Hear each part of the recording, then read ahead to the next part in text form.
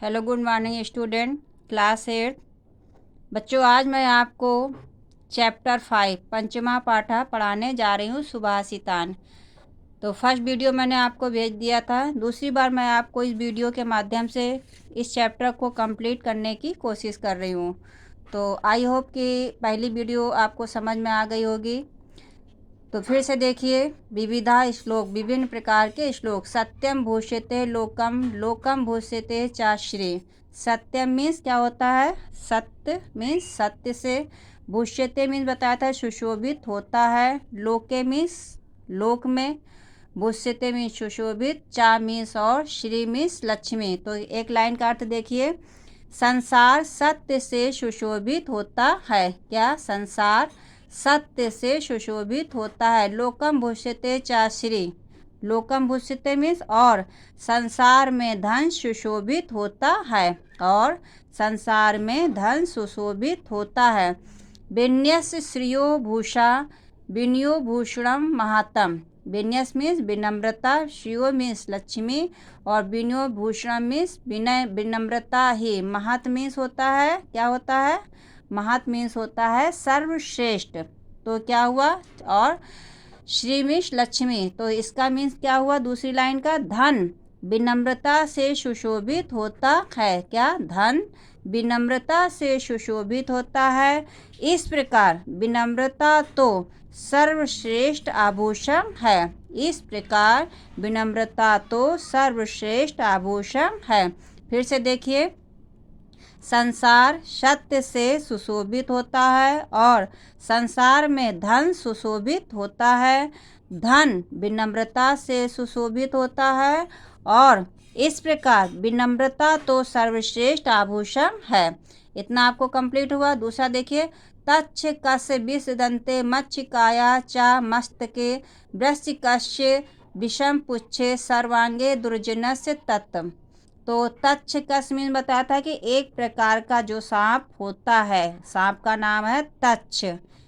सभी सांपों के दांत, सभी सांपों में दांत, विषैले दांत पाए जाते हैं। तो प्रस्तुत पाठ में बताया है कि दुष्ट जो व्यक्ति होता है वो सभी से भयंकर होता है। तो तच्छ कस्य विषदंते। तच्छ कस्य मीन्स एक सांप के दांत में, और विषदंते मीन्स विष मीन्स जहर, दंते मीन्स दांत में, मच्छिकाया मीन्स मच्छी के, चा मीन्स और, मस्तके मीन्स मस्तक में। तो क्या है? तक्षक के दांत में विष होता है। क्या? तक्षक के दांत में विष होता है और मक्खी के मस्तक में विष होता है। ठीक। वृश्चिकस्य विषम पुच्छे, और बिच्छू, वृश्चिकस्य मीन्स बिच्छू के पूंछ में विष होता है। सर्वांगे दुर्जनस ततम। सर्वांगे मीन्स सभी, दुर्जन मीन्स दुष्ट के, तथा मीन्स क्या होता है कि दुष्ट व्यक्ति के तो हर अंग में विष ही होता है। मतलब क्या बताया? प्रस्तुत श्लोक में बताया है कि तक्षक के दांत में विष होता है और मक्खी के मस्तक में विष होता है, बिच्छू के पूंछ में विष होता है, किंतु दुष्ट व्यक्ति के तो हर अंग में, मतलब हर अंग अंग में ही विष होता है। तो इसलिए हमें दुष्ट व्यक्ति से यथासंभव कोशिश करनी चाहिए कि दुष्ट व्यक्ति से दूर ही रहना चाहिए। अगला देखिए, विद्या मित्रम प्रवासेषु। ठीक। विद्या माता मित्रम गृहेषु चा, व्याधि तस् औषधम मित्रम धर्म मित्रम मित्रस्य चा। तो प्रवासेष मीन्स क्या बताया है कि विदेश में, गृहेषु मीन्स घरों में, गृहेषु मीन्स घरों में, और व्याधि तस् मीन्स रोगी का, औषधम मीन्स दया, मृतस्य मीन्स मरे हुए का। तो क्या बताया मैंने? विद्या मीन्स विद्या, मित्रम मीन्स मित्र, प्रवासेष मीन्स विदेश में। तो क्या हुआ कि विदेश में विद्या मित्र है। क्या? विदेश में, विदेशों में विद्या हमारी मित्र होती है। और माता मित्रम गृहेषु चा, और घरों में हमारी माता मित्र होती है।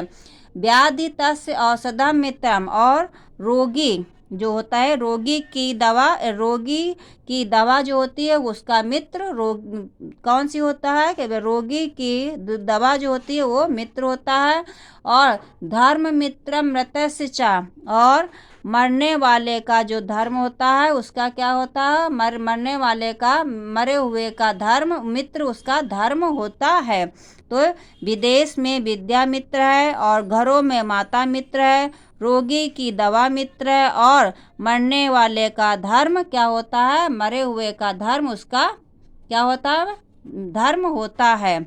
तो ये तो 3 लाइन आपका आ गया। यत् प्रियम तत्प्रियम नास्ते यत्तम नास्ते तत्प्रियम दृश्यते दुर्लभम लोके प्रियम हितकरम वचा। यत् प्रियम मीन्स क्या होता है, जो हितकारी हो। यत् प्रियम मीन्स जो प्रिय हो। तदित्तम नास्ते मतलब क्या बताएगा प्रस्तुत श्लोक में कि अच्छी लगने वाली बातें कभी भी हितकारी नहीं हो सकती हैं। कभी भी अच्छी लगने वाली बातें हितकारी नहीं हो सकती हैं। तो क्या बताए, यत् प्रियम तदित्तम नास्ते, जो प्रिय है वह हितकारी नहीं होता है। जो प्रिय है वह हितकारी नहीं होता। तदित्तम नास्ति तत्प्रियम मतलब जो, और वह हितकारी नहीं होता जो हितकारी है, मतलब वह हितकारी नहीं होता जो हितकारी है। फिर है दृश्यते दुर्लभम लोके, वह प्रिय नहीं होता। प्रिय और हितकारी वचन एक साथ मिलना।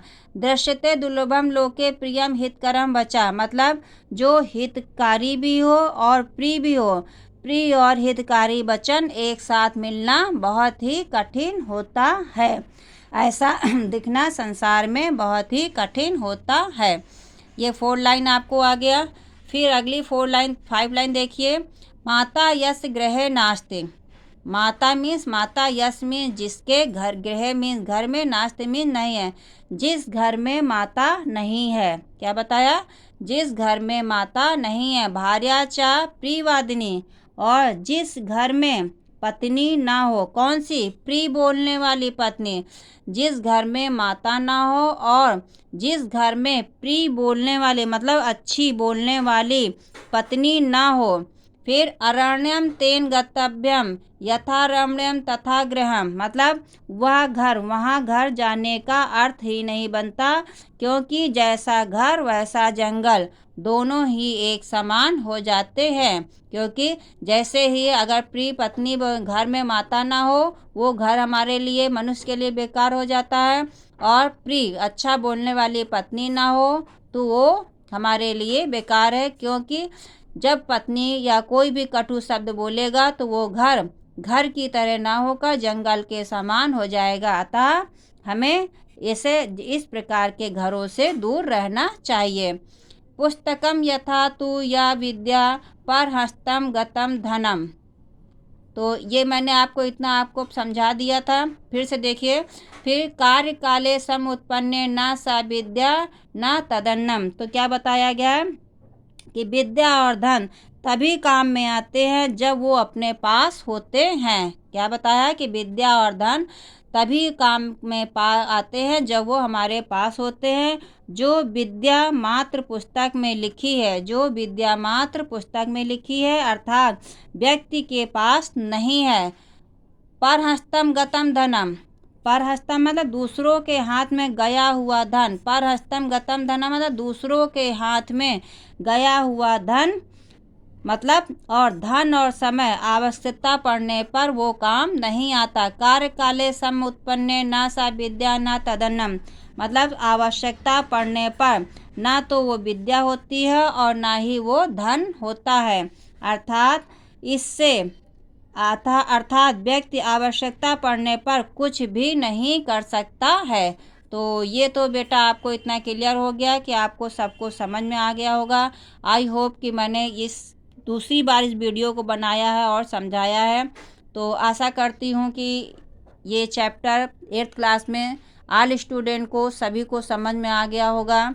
तो आप इसके वर्ड मीनिंग लिखिए, क्वेश्चन आंसर मैं आपको लिख के दूंगी, और इसके रिक्त स्थान की पूर्ति आप लिखिए। जहां आपको नहीं समझ में आता है वो मैं आपको करके दूंगी। तो आई होप कि आपको ये चैप्टर समझ में आ गया होगा। वर्ड मीनिंग आप लिखिए और इसको आप स्वर सर लिखा है निम्नलिखित श्लोकों को स्वर सहित उच्चारण करके पढ़िए। ठीक है, तो आप पढ़िए। धन्यवाद।